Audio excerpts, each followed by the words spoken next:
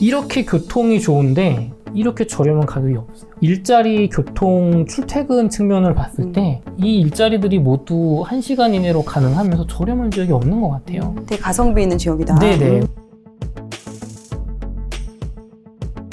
지금 보면은 또 책에 이런 말씀을 쓰셨어요. 지금 돈을 버는 부동산 투자가 아니라 네. 지금은 돈을 지키는 내 집 마련을 해야 할 때 네. 이렇게 말씀을 하셨는데 이게 어떤 의미인가요? 돈을 불리는 투자라는, 그러니까 공격적인 투자, 뭐 돈을 버는 투자라는 거를 저는 어떻게 생각을 하냐면요. 뭐 우리가 흔히 그런 거 하잖아요. 나는 깔고 왔는 돈을 최대한 없애서 월세를 살면서 그 레버리지를 이용해서 뭐 큰 수익이 날 수 있는 재개발, 재건축이나 혹은 뭐 다주택 투자, 지방 소액 투자 해서 어떤 채수를 늘려서 내 예상에 맞았을 때 큰 현금 수익을 차익을 얻는 것, 이걸 공격적인 이제 돈을 버는 투자라고 한다면, 돈을 지키는 내 집 마련은요, 내가 깔고 왔는 실거주용 주택을 구매하는 걸 말해요. 여유 자금이 있을 땐 상관없죠. 내 집을 내가 꼭 안 살더라도 내가 자금적 여유가 충분해서 돈을 벌기 위해서 공부를 많이 해서 투자하는 건 상관이 없지만, 제 책이 20, 30대 청년분들, 사회 초년생 특히 이렇게 대상으로 써줬잖아요. 사실 공부도 많이 안 돼 있을 거고, 그렇죠. 자금적인 여력도 부족하죠. 뭐 3천, 많아야 5천? 맞아요. 그 정도가 다일 거예요. 그럼 지금 같은 시기에 실질적으로 장기적인 미래가 있지 않은 지방을 갭 투자를 막 들어간다거나, 아니면 재개발 같은 투자를 노리고 소액으로 했다가 만약에 예상과 달리 집값이 대세 하락기로 가버린다면 뭐 어떤 공급이 충분하게 터진다거나 뭐 이렇게 예상은 했지만 뭐 제가 뭘 알겠습니까? 어떻게 될지. 지금 올해 이렇게 떨어지는 것도 몰랐잖아요. 그러니까 그런 대세 하락기가 왔을 때 그런 공격적인 투자를 하신 분들은 뭐 그걸 버틸 수가 없단 말이에요. 내가 영혼까지 끌어서 막 레버리지 투자를 했기 때문에. 반면에 내가 감당 가능한 수준의 대출을 파악을 해서, 특히 뭐 신혼부부라면 뭐 한 명의 직업은 약간 뭐 정규적인 직업이 아니라 비정규직이니까 만약 경기 침체가 오면은 우리가 한 명은 한 1년 정도 일을 쉴 수도 있다고 좀 가정을 하자. 최악의 상황을 그쵸? 가정을 해서. 그래서 내가 가고 싶은 집은 이 집이에요. 사고 싶은 집은. 영끌하면 살 수가 있어요, 이 집을. 근데 그런 걸 감안해서 반 정도 낮추는 거예요. 추후에 소득이 줄어들 수도 있으니까. 그렇죠. 그럼 그렇게 해서 뭐 고정금리로 대출을 받아서 내 집을 이제 살면서, 나는 뭐 이번 상승장 때 남들은 뭐 크게 몇 억씩 벌었다는데 사실 그러지도 못하고 이 집도 썩 마음에 들진 않지만 이런 상태시겠지만, 이런 분들은 집값이 오르든 내려가든 경제가 어떻게 되든 사실 상관이 없어요. 내가 버틸 체력이 있잖아요. 그리고 금리도 고정금리로 묶어놨잖아요. 이렇게 돈을 지킬 수 있는, 그러니까 결국엔 그거죠. 인플레이션이 계속 발생하고 화폐 가치 하락을 내가 뭔가로는 막아야 되는데, 내가 뭐 금 투자를 한다거나 뭐 원자재 투자, 이런 분들은 거의 없잖아요. 그럼 가장 필수적인 것, 내 집 마련은 내가 전세든 월세든 매매든 셋 중 하나를 선택해야 되잖아요. 그럼 전세나 월세의 상승을 해지도 하고 화폐 가치 하락을 방어하면서 어쨌든 가격이 하락하더라도 뭔가 쓸모가 있는 거. 주식은 하락했을 때 내가 뭐 쓸모가 없잖아요. 깔고 앉고 내가 이제 시간을 버틸 수 있는 거. 이런 걸 내 집 마련, 돈을 지키는 내 집 마련이라고 저는 표현을 합니다. 그럼 지금 같은 시기에는 무리해서 투자를 하는 것보다는, 특히나 뭐 경험이나 어느 정도 준비가 안 돼 있는 상태에서 투자를 하는 것보다는 그래도 인플레이션에서 자본을 어느 정도 내 소유권을 만들기 위해서 실거주로 그 영끌하지 않는 범위에서 마련하는 거는 추천을 하신다. 네, 저는 계속 수년째 그랬던 것 같아요. 그러니까 다주택자로 적극적으로 영끌해서라도 집을 사자. 실제로 저도 그랬던 시기가 있습니다. 한 16년에서 한 18년 정도 사이. 한 19년 정도부터는 이제 다주택자로 돈을 많이 버셨으니까 한두 채는 정리를 해서, 그러니까 결국은 그건 것 같아요. 5년 전, 6년 전보다 7년 전보다 대출이 줄어있지 않다는 거는, 그러니까 내가 막 돈을 많이 벌었고 신이 났잖아요. 몇 년 동안 투자를 적극적으로 하신 분들은. 하지만 이 레버리지가 줄어있지 않다는 거는 위기가 왔을 때 내가 그만큼 감당해야 될 것도 크다는 거거든요. 그러면 많이 버셨으니까 조금 정리를 하셔서 안정성을 가져가시고, 무주택자분들 같은 경우는 이런 공격적인 투자는 나중에 또 기회가 오니까 그때까지 또 공부도 충분히 하시고 일단 주거 안정을 가져가면서 훗날을 기약하자. 그렇게 하더라도 전혀 늦지 않는다. 저도 그렇게 했습니다. 근데 일반적으로 네. 좀 실거주더라도 네. 이게 한두 푼이 들어가는 게 아니니까. 그렇죠. 이왕이면 조금이라도 더 싸게. 그렇죠. 이왕이면 조금이라도 좀 더 이렇게 가격이 낮을 때 사고 싶은 게 솔직한 마음이잖아요. 그렇죠. 또 지금 또 최근에 또 서울에 네. 미분양이 늘어나고 있다고 하니까. 그렇죠. 이거 이러다가 그럼 미분양 더 늘어나가지고 지금 내가 이거 샀는데 더 떨어지는 거 아니야? 굳이 왜? 이런 네. 불안감이 있거든요. 미분양이 늘어난다고 하는데 저는 이것도 아까 그 대출금리 얘기랑 조금 비슷하게 갈 것 같은데요. 이것도 너무 최악의 상황을 너무 어필하는 부분인가요? 그러니까 아마 저는 언론 이 부동산 쪽 기자님들이 절대 이걸 모르지 않을 거라고 생각을 해요. 이게 그러니까 분양가 상한제가 지금 있잖아요. 네. 그 입지가 더 좋은 쪽 지역에 특히 한강 주변에 분양가 상한제로 내가 훨씬 더 갖고 싶은 누구나 좋아하는 그런 주택을 저렴하게 분양이 나오고 있단 말이죠. 근데 분양가 상한제가 안 되어 있는 어떤 서울의 외곽권, 뭐 경기도권의 아파트들을 여기보다 좋은 데보다 더 비싸게 팔고 있단 말이에요. 84 뭐 국민평형 33평 기준으로 분양가가 막 10억, 11억, 뭐 확장하면 12억까지 나오는 데도 있더라고요. 그러면 그 돈이면 차라리 그럼 입지 좋은데 내가 구축을 살 수도 있고, 또 내가 청약을 기다리더라도 지금 분양가 상한제 지역은 훨씬 저렴하고 입지가 좋은데, 물론 이렇게 말씀하실 수는 있죠. 예전에는 그런 걸 가리지 않고 다 완판이 되지 않았느냐. 그쵸? 그때는 아무래도 계속 오르고 있으니까 네. 이것도 오르겠지라는 그런 기대 심리가 있어서 그랬을까요? 그러니까 두 가지인 것 같아요. 하나는 그때는 확실히 지금보다 훨씬 투자 수요나 어떤 실수요자분들의 심리가 살아있었죠. 지금은 어떤 대외적인 변수로 인해서 이거 뭐 기다리면 뭐 폭락 온다. 이게 훨씬 강해졌잖아요. 공급이 아무리 부족하더라도. 그때는. 금리 인상이나. 그때 막 패닉 바잉에 빠져 있었고. 맞아요. 두 번째는 분양가가 그렇게 안 비쌌습니다, 그땐. 그러니까 건설사들이 바보가 아니잖아요. 이 사람들은 자본주의에서 돈을 벌기 위한 기업이잖아요. 그렇죠. 그러니까 이분들 입장에선 준공후 미분양이 나지 않는 한도 내에서 분양가를 최대한 올려서 파는 게 이득이잖아요. 준공후 미분양. 완공되고 나서까지 안 팔리지만 않으면 뭐 1차에 완판이 되든 아니면 뭐 2차에서 팔리든 아니면 뭐 보류지가 뭐 이런 뭐 줍줍 있잖아요. 그렇게 팔리든 아니면은 뭐 보통 청약하고 6개월 내에 안 팔리면 이제 보통 6개월 후 미분양이라서 조금 심각하게 보고 그러니까 완공됐는데도 이게 안 팔리면 정말 심각하게 보고, 이건 보통 하락기 때 나오는 건데, 내가 저렴하게 1차에서 완판해버리면은 건설사는 손해를 본 거예요. 나 좀 비싸게 더 팔았어야 되는데. 그런다고 하더라고요. 오히려 뭐 그 분양가 책정하신 분이 저 욕먹죠. 욕을 먹는다. 또 비싸게 팔았어. 1억 올려도 팔릴 것 같은데. 그러면 그러니까 지금 할인 분양한다 뭐 기사가 나오잖아요. 강북의 어떤 지역 같은 경우는 이 가격에는 안 팔리네. 조금 내려서 팔아야겠다. 뭐 준공후 미분양을 우리 가져가고 싶지는 않으니까 건설사도. 그러니까 보세요. 이 건설사는 최대한 어떻게든 비싸게 팔려고 하고 있고, 작년, 재작년, 뭐 3년 전에는 강북이라고 하더라도 이렇게까지 분양가가 높이 올라가지 못했단 말이에요. 그러니까 내가 이게 분양가 상한제가 뭐 아니더라도 그렇게까지 나쁘진 않아. 또 심리도 훨씬 살아있었죠. 그러니까 저는 이게 당연하다고 봐요. 제가 햄버거를 먹으러 가는데 저기 수제버거집이 훨씬 맛있잖아요. 비싼 데가. 근데 어디 이렇게 대중형 버거집이 여기보다 비싼 거예요. 수제버거보다. 그럼 이거 먹지 않겠어요? 그렇죠. 수제버거는 할인을 해가지고 대폭 할인을 해서 되게 싸. 근데 일반 햄버거집은 할인을 안 하고 비싸. 그럼 당연히 수제버거를 먹겠죠. 싼 거. 싸면서 좋은. 그렇죠. 그거를 그래서 그럼 이 일반 햄버거가 안 팔려서 이 가게가 망하느냐? 그건 아니거든요. 그 상황이 전혀. 그리고 뭐 미분양이 뭐 1년 전에 비해 뭐 300% 증가했다. 아니 뭐 200채에서 600채 된 게 역대급 서울의 미분양 수치인데, 이 미분양도 준공후 미분양이 정말 미분양이라고 했잖아요. 지금 이런 어떤 청약이 안 되는 6개월 정도 된 미분양 수치도 지금 굉장히 낮은 편이에요. 그러니까 이걸 아실 거예요, 기자님들이. 근데 이게 조회가 되니까 그냥 그렇게 하는 거라고 봅니다.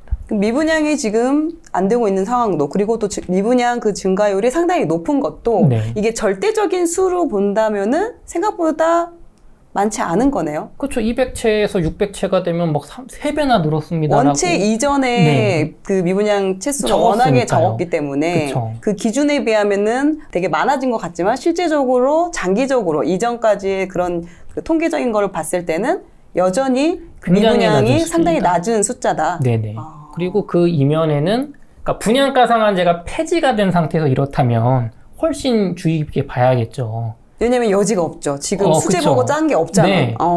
분양가 상한제가 폐지, 그러니까 공정 경쟁을 했는데 이게 안 팔리기 시작한다는 건 정말 이게 이제 한계치 가격에 다가오고 있는 것 같다라는 게 말이 맞는데 지금은 분양가 상한제가 유지가 훨씬 매력적인 시장이기 때문에 이쪽이 뭐 미분양이 난다 그러면 또 이제 얘기가 달라지겠지. 그러니까 우리가 뭐 주의 깊게 볼 필요는 있겠지만 이게 어떤 뭐 하락장의 신호탄이다 이건 좀 말도 안 된다고. 그렇게 받아들이기에는 네.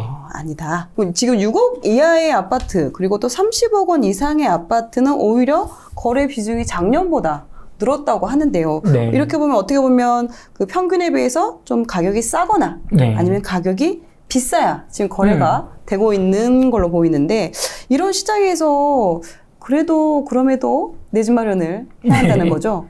그렇죠. 왜냐면은 이게 결국에는 우리 많은 청년분들이 헷갈리시는 게 전 그건 것 같아요. 집을 돈을 벌려고 사는 거다. 그러니까 저는 약간 관점이 좀 다르잖아요, 아무래도. 그러니까 저도 지금 현재는 다주택자 포지션이긴 합니다. 그러니까 저는 제 말하고 행동이 같아요. 올라갈 거라고 보니까 이제 다주택자이긴 한데 청년분들이 간과하시는 게 뭐냐면 전세를 살든 매매를 살든 월세를 살든요 주거비라는 게 나갑니다. 그렇죠. 월세를 살면 어딘가에 살아야 되니까. 이제 비용이 나가고 엄마한테 살지 않는 그렇죠. 이상. 전세는 뭐 전세 대출이 나가고 어머니 집이 이제 최고죠. 근데 부모님 집에 살지 네. 않는 이상은 거주 비용이 나갈 수밖에 그쵸. 없죠. 그러면 사람들은요 그럼 대출을 받아서 원금 이자 내면서 사는 게 더 저렴한가? 오르고 떨어지고의 관점으로 보지 마시고 월 지출의 관점으로 한번 봐보세요. 그러면은 어느 정도 내가 자산이 모였을 때 적당한 시기에 내 집 마련을 하는 분들이 왜 결과적으로 이제 중산층으로 성장을 하게 되냐면 돈이 새지 않아서 그렇습니다. 결과적으로. 그래서 내 집 마련을 꼭 돈을 크게 상승할 거니까 이 단기적인 걸 본다기보다는 장기적인 관점에서 인플레이션 방어 측면에서 하셨으면 좋겠어요. 그럼 지금 좀 눈여겨볼 수 있는 지역이 어디에 있을까요? 저는 구로 1동 그 916 주변을 좀 유심히 지금 내 집 마련을 네. 말씀해 주시는 그쵸, 거예요? 그쵸. 투자가 아니라. 네, 내 집 마련. 1주택 내 집 마련. 네. 구로 1동의 그 구로구에 보면 916이라고 그 구로 신도림역 구로역 다음에 이제 916이라고 네네. 있어요. 1호선 1호선 지나가는. 네네. 그 여기 있는데 여기 이렇게 파란색 이제 박스 친 구역이 네네네. 있거든요. 보시면은 우리가 서울의 4대 일자리 뭐 아주 크게 보면 5대 일자리를 봤을 때 이제 강남과 송파권 이쪽 일자리가 가장 많죠. 1위. 그다음에 이제 전통의 도심지 뭐 광화문, 시청. 그리고 세 번째로 영등포, 여의도를 말하잖아요. 근데 사실은 가산 디지털 단지나 뭐 금천구 이쪽도 상당히 일자리가 많죠. 많고요. 네. 마곡도도 여기 좋은 일자리가 좀 있습니다. 맞아. 근데 이렇게 일자리, 교통, 출퇴근 측면을 봤을 때 사실 저는 여기 구로일동처럼 출퇴근 이 일자리들이 모두 1시간 이내로 가능하면서 저렴한 지역이 없는 것 같아요. 되게 가성비 있는 지역이다. 네네. 그 시간을 보시면 뭐 한 10분 정도 플러스를 봐야겠죠. 네. 이건 이제 최소일 테니까 네. 도어 투 도어지만. 네. 그래서 30분 이내로 출퇴근이 가능하고요. 영등포, 뭐 여의도 이쪽도 뭐 한 3, 40분이면 가능해요. 그러네요. 그러니까 여유를 많이 잡아도.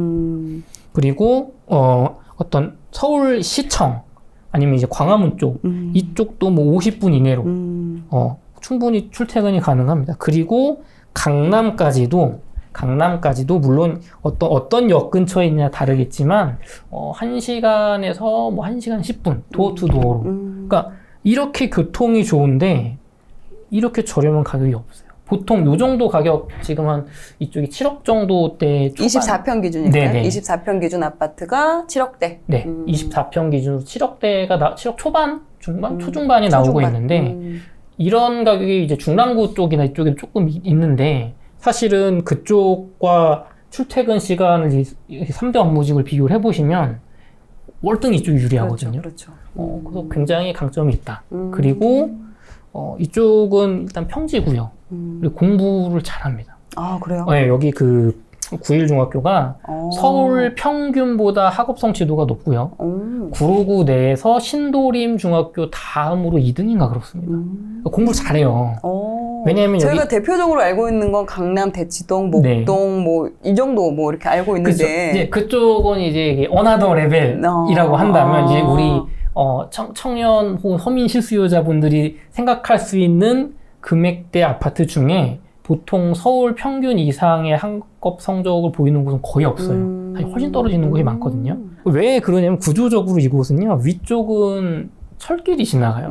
오른쪽도 차량 기지로 막혀 맞아요. 있고요. 지금 지도상으로도 봐도 네. 그렇게 위치가 와 이렇게 너무 좋다라고 네. 느끼기에는 주변 환경적인 부분이 좀 아까 아쉬운 부분이 있는 것 같아요. 그래서 이렇게 막혀 있다 보니까 서쪽도 서부간선도로 도로로 막혀 있다 보니까 여기가 외부인이 못 들어옵니다.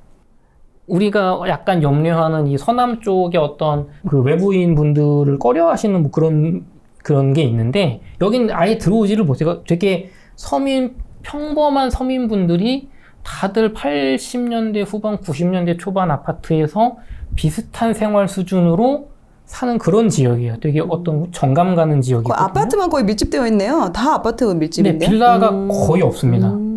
그리고 여기가 갇혀 있잖아요, 핵심이. 그러니까 아이들이 이렇게 어디 이렇게 갇혀 있어서 좋은 건가요? 놀러 가지 끝나고 갈 데가 없어요. 그러니까 자전거 타고 그냥 뭐 안양천 한 바퀴 돌고 그냥 여기 태권도 학원 가고. 그러니까 나가기 싫다 여기서 놀자. 어쨌든 거주하기에는 좋다. 그렇죠. 학군도 그렇고 네. 교통도 그렇고 그렇죠. 또 금액대도 어느 정도 좀 가성비 있다. 네네. 그리고 이제 그것뿐만 아니라 호재도 있습니다. 제가 이제 중시하는 건 확정된 호재를 좋아한단 말이에요. 그러니까 될 수도 있고 안 될 수도 있고 하락기 때 이제 깨지는 호재보다는 지금 되고 있는 거, 삽하고 있는 이미 거, 하고 진행되고 있는 네. 거. 그런 걸 중시하는데 서부간선도로 지하라고 해서 지금은 막 도로가 8차선인가 그래요. 네, 이 서쪽 네, 지역이 네. 안양천 쪽이. 네. 그러니까 갈 수가 없어요. 갈 수가. 그래서 여기를 이제 지하에 땅을 파서 지하 터널을 뚫고 이 위를 상부 공원화하는 작업을 하는데 요 그림처럼 이제 지금 왼쪽이 이제 갈 수가 없죠. 현실적으로. 육교로 가는 상황인데 오른쪽 사진처럼 공원화와 약간의 그냥 우리가 평범하게 보는 그런 횡단보도로 갈 수 있는 길로 바꾸는 사업을 하고 있어요. 이게 지금 진행이 되고 있는 건가요? 실제로 되고 있고요. 이미 지하와 터널화는 끝났습니다. 1단계. 이 밑으로 지금 차량이 지나가고 있어요. 저도 이 길을 가끔 타는데요. 전보다 훨씬 안 막히거든요. 그래서 밑에 이제 추진계획표 보시면 알겠지만 21년 8월까지 지하화를 하겠다고 해서 실제로 그렇게 됐고요. 24년까지 이제 상부를 공원화하고 일반 도로화하는 사업이 진행될 예정이에요. 그러니까 이건 확정된 사업이죠. 그러니까 어찌 됐든 지금 막혀 있는 지역에서 어떤 주변에 공원화가 되고 안양천 가기가 좋아지는 거잖아요. 뭐 하나라도. 그리고 로또 호재가 2개가 또 있습니다. 그러니까 이거는 확정된 호재.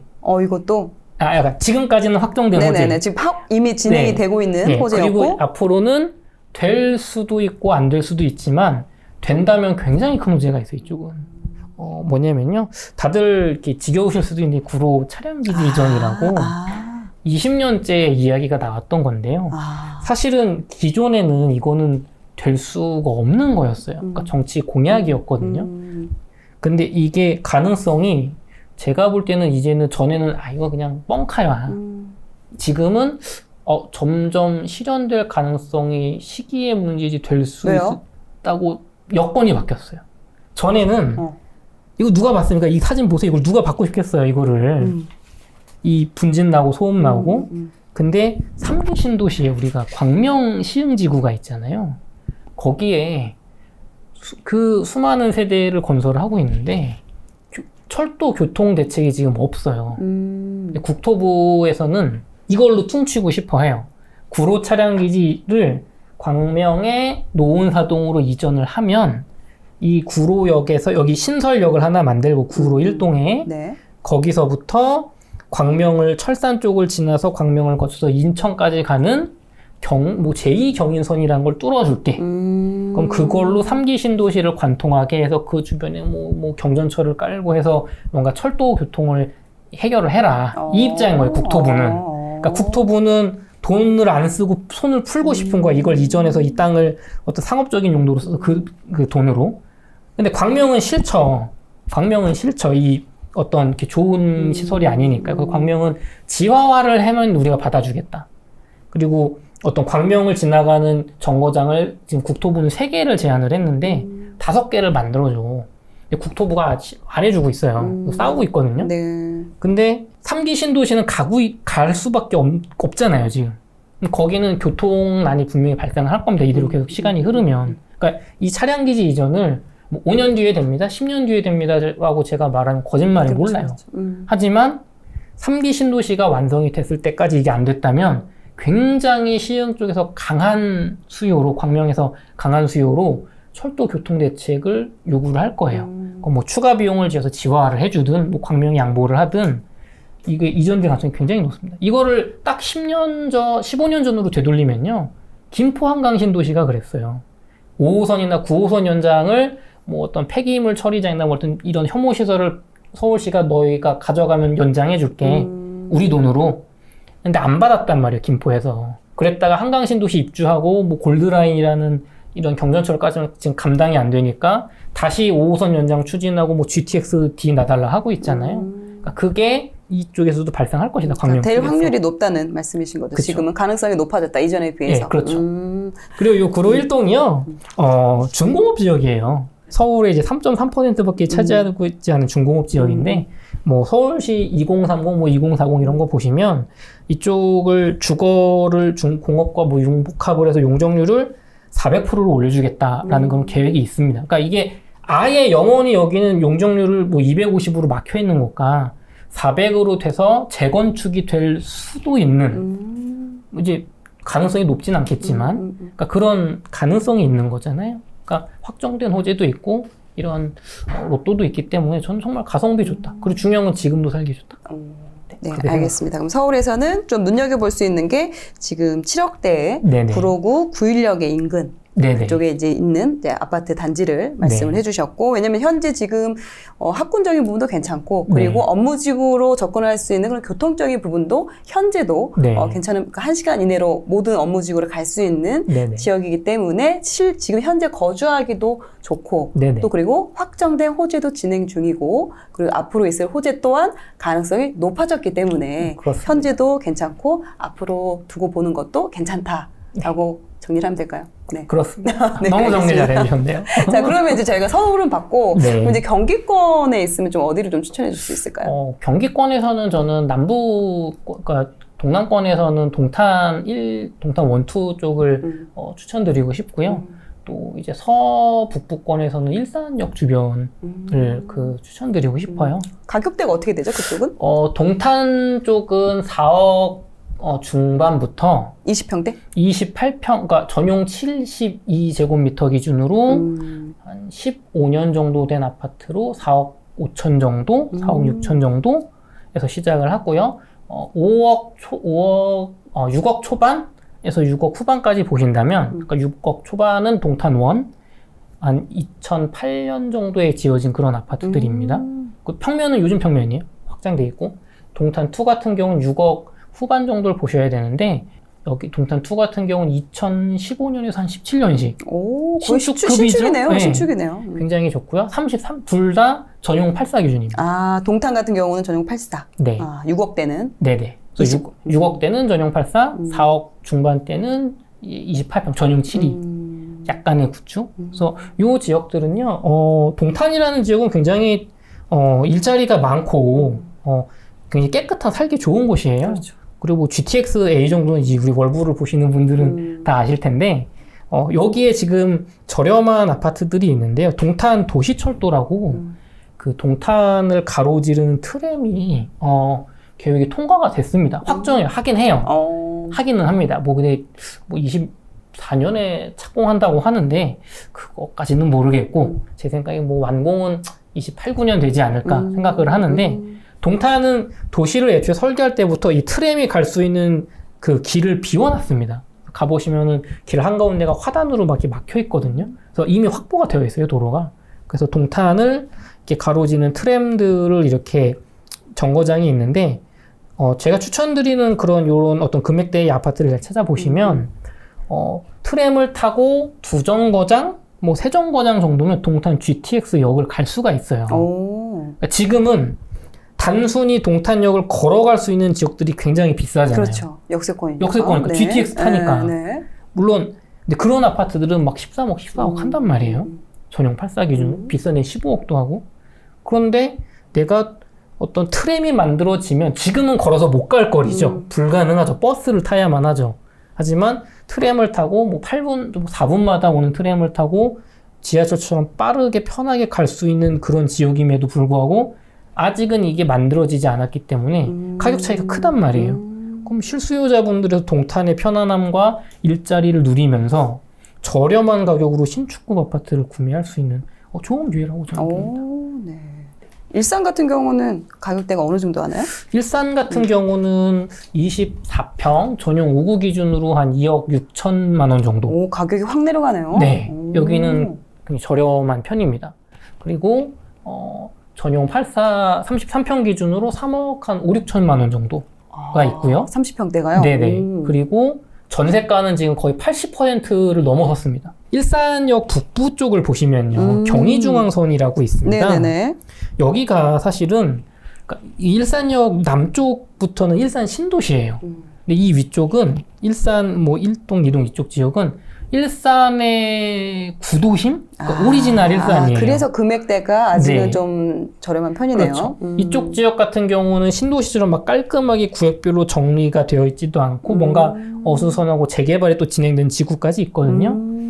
하지만 이쪽은 굉장히 가격대가 저렴하고 중요한 건 이 재개발 사업이 고양시에서 굉장히 지금 강하게 푸시를 하면서 진행이 뭐 될 수도 있어요. 물론 안 될 수도 있죠. 재개발이라는 건. 시간이 또 오래 걸릴 수 있으니까. 오래 걸릴 수 있죠. 하지만 어느 정도 정리가 돼가고 있다. 그리고 일산역에 보면은 뭐 그 어반스카이라고 올해 12월에 이제 완공되는 아파트가 있어요. 주상복합이 굉장히 비싸게 지금 거래가 되고 있거든요. 이 상황에서 그러니까 이미 일산 분들은 어느 정도 판단을 하고 계세요. 아래쪽에가 일산역 기준으로 아래쪽이 아이 키우기 좋고 학군 좋고 안전하다 뭔가 이렇게 가치를 평가를 해요. 그래서 이쪽은 가격대가 33평 기준으로 뭐 한 7억 5천 정도는 갑니다. 거의 두 배 차이네요. 두 배 이상이 나요. 그런데 두 가지 면에서 말씀드리고 싶은데 가장 가시적인 호재가 있습니다. 이 지역에. 그게 뭐냐면 서해선 연장이라는 사업이 있어요. 네, 보시면은 그 원종역이라는 그 원종역에서 대곡역까지 서해선을 경전철을 연장을 하고 대곡역에서 일산역까지 연장을 하는 사업이 있는데 이게 개통일이 내년 1월입니다. 그럼 지금 진행이 되고 있는 거예요? 진행이 되고 있어요. 그러니까 이거는 이제 내년 불과 몇 개월 뒤면 이게 개통을 해요. 그래서 이 사진을 보시면 여기서 뭐 인천 2호선이나 신분당선은 이제 이게 실현된 게 아니니까 보지 마시고 녹색 서해선을 보시면 일산역에서 내정거장이면 GTX 대곡역을 갑니다. GTXA를 타고 서울역, 뭐 삼성역, 판교역까지 갈 수 있어요. 그리고 이 서해선을 쭉 타고 김포공항까지 내려오면 한 18분 정도 걸린다고 들었던 것 같아요. 이 시간으로. 그럼 9호선역이 있잖아요. 네. 그럼 뭐 마곡이라든가 뭐 여의도 정도까지는 뭐 어쩌지 1시간 이내로. 그러니까 도심권. 접근성이 크게 그래서 지금은 좋아지네요. 경의중앙선밖에 없으니까 사실은 맞아요. 뭐 강남이나 이런 데 출퇴근은 맞아요. 못하는 지역이었잖아요. 네. 그런데 가격이 지금 굉장히 메리트가 있잖아요. 물론 뭐 자녀를 키우는 걸 더 중시하는 분들도 계시겠지만 이제 시작하는 입장에서 우리는 사실 뭐 아파트에서 일단 교통 좋은 데서 일단 작게 시작을 하고 키워가고 싶은 분들 많이 있잖아요. 옮겨가면 되는 거니까. 그렇죠. 그래서 일산의 빌라 가격을 보시면요. 전용 5구, 뭐 전용 6구 이 정도 나오는 게 요즘 뭐 한 4년 차 된 빌라도 3억 5천이 넘어요. 그러니까 빌라보다 지금 여기 아파트 3384가 싼 거예요. 근데 그런 지역은 사실 이런 교통적인 호재가 없거든요. 그러니까 여기서 저는 시작하기 참 좋다. 훗날 또 어떤 좀 더 말씀드리겠지만 하락장 갈아타기도 굉장히 좋은 지역이라고 봅니다. 동탄 같은 경우는 동탄 1 같은 경우는 6억대 그리고 네. 동탄 2는 한 6억 후반대 이게 네. 30평 기준 전용 84 기준으로 했을 네. 때 이 정도가 좀 트램을 타고 네네. 동탄역으로 갈 수 있는 그렇죠. 그러니까 어떻게 보면 네이버 매물에서 가격을 이제 설정을 해놓고 네. 띄워보면 그 단지들이 뜰 것 같아요. 그래서 그 네. 단지들을 좀 유심히 살펴보시면 좋을 것 같아요. 네, 트램 노선도를 한번 보시면 트램 노선도를 보고 네. 주변을 같이 연결시켜서 보면은 좀 더 이해가 빠르게 되겠죠. 7, 8고장이나 없는데 더 비싼 데가 있어요. 지금. 가격이 이게 반영이 안 된 거죠. 제대로. 그리고 일산 같은 경우는 일산역 북부 쪽. 네. 물론 지금 현재는 뭐 아이를 키우는 그 일산 신도시보다는 네. 거주 만족도나 이런 건 좀 떨어질 수 있지만 추후에 지금 또 현재 진행되고 있는 호재가 또 지금 착공이 지금 그쵸. 진행이 되고 있고. 불과 뭐 5개월밖에 안 남았어요. 그러면은 또 지금 현재 가격 자체가 네. 상당히 메리트가 있네요. 그러니까 전세가를 봤을 때 수도권에도 이 가격대가 네. 있군요. 저는 여기서 뭐 하락이 나올 수가 없다고 봅니다. 그러니까 나와도 정말 글쎄요, 뭐 의미 있는 하락, 그러니까 내가 뭔가 타격을 받는 하락이 나올 수가 없을 것 같아요. 이 정도 가격에서. 근데 또 한편으로 이럴 수도 있을 것 같아요. 이렇게 일산역 북부 같은 경우는 네. 지금 상승장이 어느 정도 무르익은 상태에서도 안 오른 거잖아요. 그렇죠. 그럼 이거는 정말 계속해서 안 오르는 게 아닐까. 뭔가 이유가 있지 않을까. 그렇죠. 우리가 이제 이런 생각을 또 할 수 있거든요. 아니 뭐 지금까지 3억대인 게 말이 되나? 라는 생각하실 텐데요. 이게 오른 가격이고요. 아, 오른 가격이고요. 오. 2배 가까이 올랐고요. 그러니까 그게 있어요. 우리는 상승장 때 2013년에서 뭐 한 17년 이때는 서울이 먼저 출발했잖아요. 그리고 어떤 경기도라든가 일산, 분당 이런 쪽은 서울보다 늦었잖아요. 그리고 뭐 어떤 인천 쪽이라든가 이런 외곽 지역들은 사실 2019년까지 출발을 안 한 지역도 있었거든요. 내가 여유 자금이 있는데 가격대가 매력이 있으면 누구나 서울을 먼저 살 거고 그 다음 순서가 있잖아요. 그러니까 여기는 순서가 뒤에 있는 거지 안 오르는 지역은 절대 아닙니다. 절대로 뭐 이거는 사도 안 올라 그런 지역이 아니고 그리고 중요한 거는 어떤 내가 교통적이나 어떤 크기라든가 아파트라는 형태를 봤을 때 이게 어떤 저 멀리 경기도 외곽에 있는 출퇴근이 불가능한 지역이 아니잖아요, 지금. 그렇죠, 그렇죠. 그러면은 충분히 이 교통이 완공되고 나서 호재로도 어떤 추가가 갭 메우기만 이외에도 상승할 요인까지 있다. 그래서 저는 되게 좋은 내 집 마련으로 보고 있어요.